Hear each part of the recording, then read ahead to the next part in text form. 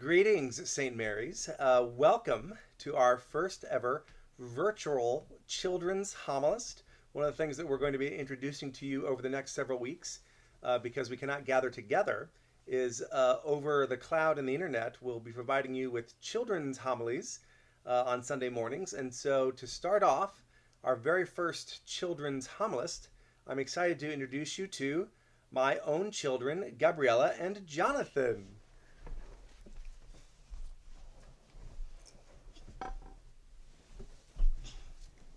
Hello, I'm Gabriella.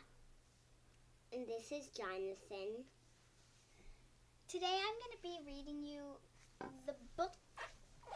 the story from the Bible, Moses is Born.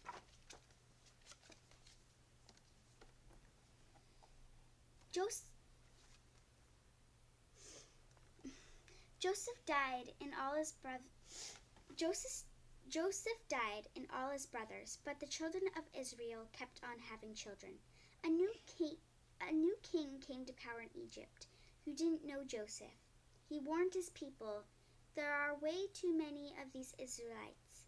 Let's devise a plan to contain them, because if there's a war, they might join our enemies or just walk off and leave us." So they put them to work. They built cities for Pharaoh. But the harder Egyptians worked them, the more children the Israelites had. Children everywhere. The Egyptians got so they couldn't stand the Israelites and treated them worse than ever.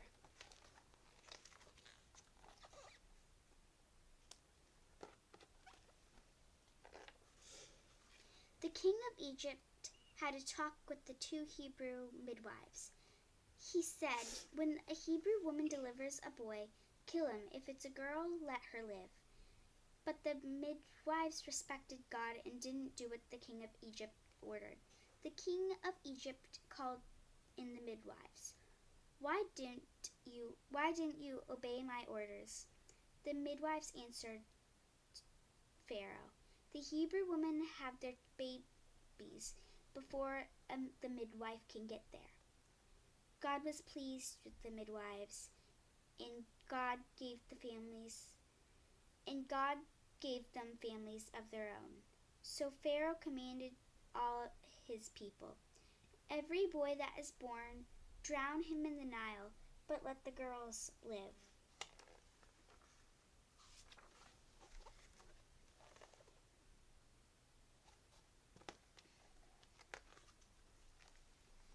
A man from the family of Levi married a Levite woman.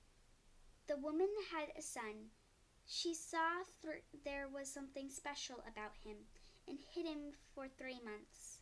When she couldn't hide him no longer, she got a little basket boat, placed the child in it, and set it afloat in the reeds at the edge of the Nile. The baby's older sister watched from a distance to see what would happen to him. Pharaoh's daughter came down to the Nile to bathe. She saw a basket boat, opened it, and saw the child. "A baby is crying," she said. This must be one of the Hebrews' babies."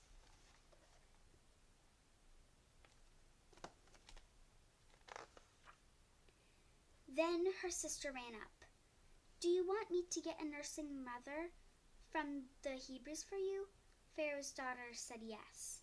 The girl went and called the child's mother. Pharaoh's daughter told her, "Take this baby and nurse him for me. I'll pay you." After the child was weaned, she presented him to the Pharaoh's daughter, who adopted him as her son. She named him Moses, which means pulled out, saying, "I pulled him out of the water." And that's the end of Moses is Born. So, Johnny, I have some questions for you. One of the questions is, what is your favorite part of the story?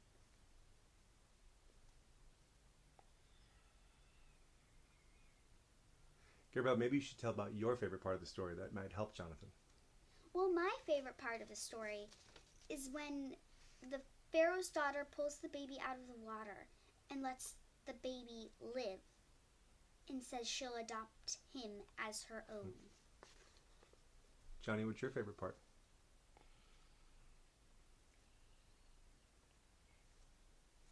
All right, next question. The next question is, what is the most important part of the story?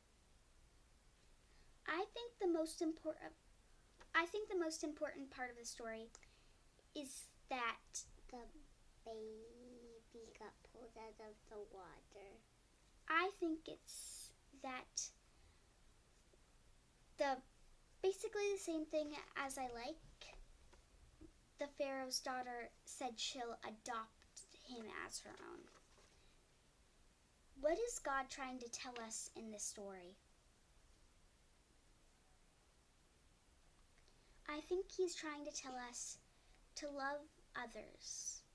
And don't kill boys. That's very good. And don't let girls live. I think God wants boys and girls to live.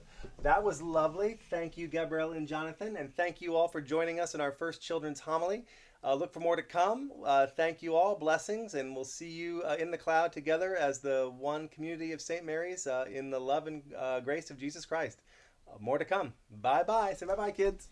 Bye!